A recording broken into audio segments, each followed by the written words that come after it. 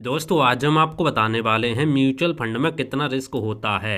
क्या आपका पैसा डूब सकता है? दोस्तों यदि आप म्यूचुअल फंड में एसआईपी या लमसम के माध्यम से इन्वेस्ट करते हो या आप इन्वेस्ट करने की सोच रहे हो तो आपको इसके बारे में ज़रूर पता होना चाहिए। दोस्तों आज की इस वीडियो में हम आपको इस टॉपिक के बारे में ए टू जेड जानकारी देने वाले हैं ताकि आपके सारे डाउट क्लियर हो सकें और आपके आसानी से समझ में आ सके। तो आइए दोस्तों शुरू करते हैं आज की वीडियो। दोस्तों म्यूचुअल फंड में रिस्क होता है लेकिन यह इस बात पर निर्भर करता है कि आप किस टाइप के म्यूचुअल फंड में निवेश कर रहे हैं या करने की सोच रहे हैं और आप कितने समय के लिए कर रहे हैं। आइए इसको डिटेल्स में और आसान भाषा हिंदी में नीचे समझते हैं। दोस्तों सबसे पहले बात करते हैं म्यूचुअल फंड में रिस्क क्यों होता है वो समझते हैं। ठीक है, देखो म्यूचुअल फंड का पैसा शेयर मार्केट, बॉन्ड्स और अन्य इंस्ट्रूमेंट में लगाया जाता है, इसलिए मार्केट ऊपर नीचे होता है। एनएवी म्यूचुअल फंड की जो एनएवी होती है नेट एसेट वैल्यू घट बढ़ सकती है। शॉर्ट टर्म में आपको नुकसान देखने को मिल सकता है और आपको गारंटी रिटर्न देखने को नहीं मिलते। यहाँ पर जिस तरीके से एफडी में आपको देखने को मिलते हैं, यदि आप बैंक में एफडी करते हो या पोस्ट ऑफिस में एफडी करते हो तो पहले दिन से ही आपको बता दिया जाएगा कि आपको कितना रिटर्न मिलेगा और आपको वही रिटर्न मिलता है। ठीक है, लेकिन म्यूचुअल फंड में ऐसा नहीं होता, इसलिए आपको यहाँ पर रिस्क देखने को मिल सकता है। अब दोस्तों बात करते हैं म्यूचुअल फंड में टाइप के हिसाब से रिस्क कितना होता है। ठीक है, मैं आपको म्यूचुअल फंड की जो कैटेगरी थी उसके हिसाब से मैं आपको रिस्क बताऊंगा। ठीक है, देखो म्यूचुअल फंड में सबसे पहले बात कर लो रिस्क म्यूचुअल फंड कौन कौन से होते हैं, किस किस कैटेगरी के होते हैं। जैसे आपका लिक्विड फंड होता है, ओवरनाइट फंड होता है। ठीक है, इसमें आपको बहुत कम रिस्क देखने को मिलता है, बहुत कम देखने को मिलता है। मनी मार्केट फंड होते हैं, इसमें भी आपको कम देखने को मिलता है। शॉर्ट टर्म डेट फंड होते हैं, ठीक है, जो डेट फंड की कैटेगरी होती है उसके म्यूचुअल फंड होता है जिसमें भी आपको कम रिस्क देखने को मिलता है। लेकिन दोस्तों ऐसे फंड में रिटर्न आपको कम देखने को मिलेगा, जिसमें आपको रिस्क कम देखने को मिलेगा उसमें आपको रिटर्न भी कम देखने को मिलेगा। ये चीज़ आपको ध्यान रखनी चाहिए। ठीक है, इमरजेंसी फंड या शॉर्ट टर्म के लिए सही माने जाते हैं। यदि आप इमरजेंसी फंड बनाना चाहते हैं या आप शॉर्ट टाइम के लिए कम समय के लिए यहाँ पे इन्वेस्ट करने जाते हैं, जैसे 1 से 3 साल के लिए, तो आपके लिए बेस्ट माने जाते हैं। अब दोस्तों बात करते हैं मीडियम रिस्क म्यूचुअल फंड। आपके होते हैं हाइब्रिड फंड कैटेगरी के म्यूचुअल फंड होते हैं। इसमें क्या होता है, डेट फंड और इक्विटी फंड दोनों में आपका पैसा लगाया जाता है, इसीलिए आपको यहाँ पे मध्यम रिस्क देखने को मिल सकता है। ठीक है, बैलेंस एडवांटेज फंड आपको देखने को मिलते हैं, इसमें भी आपको कम रिस्क देखने को मिलता है, ये भी हमारे हाइब्रिड फंड की कैटेगरी के अंदर आते हैं। एक होते हैं कंजर्वेटिव हाइब्रिड फंड, ये भी हाइब्रिड फंड की कैटेगरी के अंदर आते हैं, इसमें भी आपको मध्यम रिस्क देखने को मिलता है।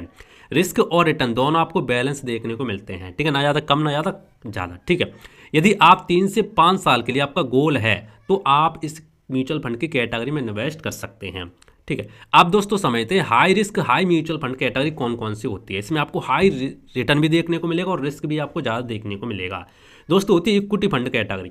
इक्विटी फंड में बहुत सारे आते हैं, जैसे स्मॉल कैप फंड हो गया, लार्ज कैप फंड हो गया, मिड कैप फंड हो गया। ठीक है, इस तरीके से कैटेगरी होती है। इसमें आपको ज़्यादा रिस्क देखने को मिलेगा लेकिन रिटर्न भी आपको ज़्यादा देखने को मिलेगा। इसके अंदर देखो जो कैटेगरी आती है इक्विटी म्यूचुअल फंड, इसके अंदर ही बहुत सारी कैटेगरी जैसे स्मॉल कैप हो गया, मिड कैप हो गया, और एक आती है sectoral thematic fund.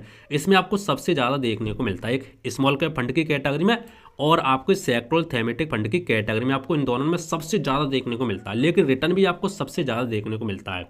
Short term में आपको लॉस हो सकता है। यदि आप शॉर्ट टर्म के लिए यानी 1 से 3 साल के लिए, या मान लो आप यहाँ पे 3 से मान लो 5 साल के लिए आप कम यहाँ पे इन्वेस्ट करना चाहते हैं तो आप ये कैटेगरी में इन्वेस्ट ना करें, आपको रिस्क देखने को मिल सकता है।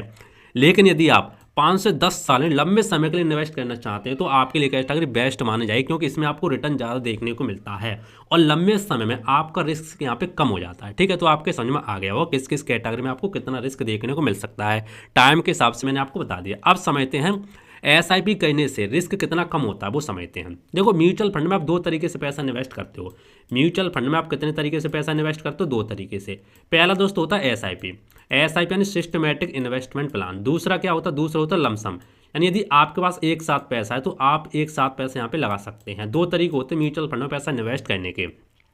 यदि आप लमसम करेंगे तो आपको यहाँ पे ज़्यादा रिस्क देखने को मिलता है, क्योंकि आप एक साथ पैसा लगाते हो, और एसआईपी में आपको कम रिस्क देखने को मिलता है, क्योंकि आपका पैसा हर डंप एम्प पंप मार्केट इस तरीके से चलता है, तो आपका पैसा कभी इस महीने यहाँ लगेगा, कभी इस महीने यहाँ, कभी यहाँ, कभी यहाँ, तो एवरेज आपको देखने को मिल जाता है। इसीलिए आपको एसआईपी में रिस्क कम देखने को मिलता है अकॉर्डिंग लमसम के माध्यम से। ठीक है, तो देखो एसआईपी से किस तरीके से रिस्क कम होता है वो समझो। मार्केट टाइमिंग का रिस्क आपका कम हो जाता है। रुपी कॉस्ट एवरेजिंग, मैंने भी क्या बोला आपसे, कभी आपका पैसा यहाँ लगेगा, कभी यहाँ लगेगा, कभी यहाँ लगेगा, कभी ऊपर कभी नीचे। तो इस तरीके से रुपी कॉस्ट एवरेजिंग आपको यहाँ पे हो जाती है। इसके ऊपर मैंने प्रॉपर वीडियो बनाया था, रुपी कॉस्ट एवरेजिंग क्या होती है, किस तरीके से काम करती है।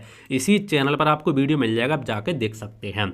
मार्केट गिरने पर आपको ज़्यादा यूनिट मिलती है, मार्केट गिरेगा ना तो आपको ज़्यादा यूनिट मिलेगी जो लंबे समय में आपको ज़्यादा फायदा पहुंचाती हैं। ठीक है, एसआईपी लॉस को खत्म नहीं करती लेकिन रिस्क को मैनेज करती है। ठीक है, लॉस को खत्म नहीं करेगी पूरी तरह, लेकिन जो आपका रिस्क होता है उसको मैनेज कर देती है। ठीक है, ये चीज़ होती है।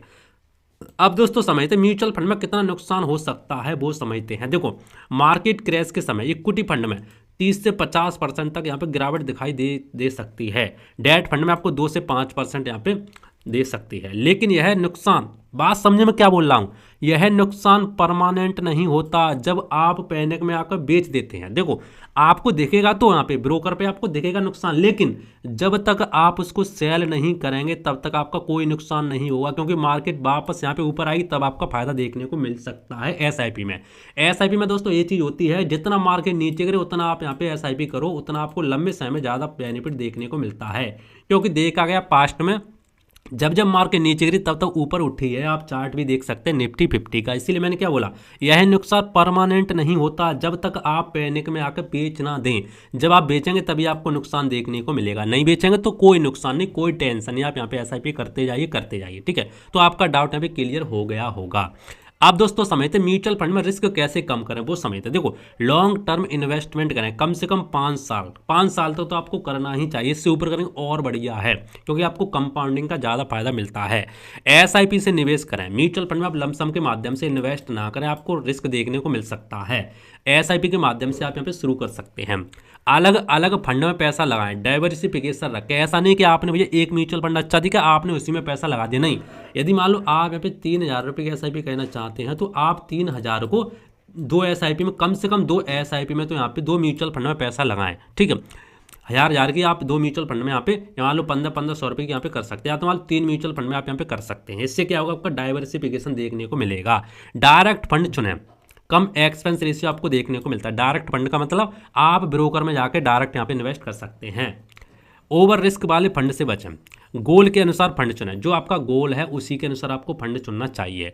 अब समझते किन लोगों के लिए म्यूचुअल फंड रिस्की है, जो शॉर्ट टर्म में गारंटी रिटर्न चाहते हैं, जो कम समय में और गारंटी रिटर्न चाहते हैं, उनके लिए रिस्की माना जाता है, उनको भैया नहीं आना चाहिए। जो मार्केट गिरने पर घबरा जाते हैं उनको भी यहाँ पे इन्वेस्ट नहीं करना चाहिए। जो बिना जानकारी इक्विटी फंड में पैसा लगाते हैं उनको भी यहाँ पे इन्वेस्ट नहीं करना चाहिए। तो मैंने आपको सारी चीज़ें बता दी। ठीक है, अब दोस्तों समझते म्यूचुअल फंड में किन लोगों के लिए सही है, म्यूचुअल फंड किन लोगों के लिए गलत है ये बता दिया। अब समझते म्यूचुअल फंड किन लोगों के लिए सही है। देखो, लॉन्ग टर्म इन्वेस्टर जो लंबे समय के लिए इन्वेस्ट करना चाहते हैं उनके लिए बेस्ट है। एसआईपी से धीरे धीरे वेल्थ बनाना चाहते हैं उनके लिए बेस्ट है। इन्फ्लेशन को बीट करना चाहते हैं उनके लिए बेस्ट है। रिटायरमेंट, चिल्ड्रन एजुकेशन जैसे गोल्स पूरे करना चाहते हैं उनके लिए बेस्ट है। ये भी आपके समझ में आ गया होगा। अब दोस्तों पूरा वीडियो देखने के बाद जो हमारा कंक्लूजन यहाँ पे निकलता, निष्कर्ष निकलता, वो समझो शॉर्ट में।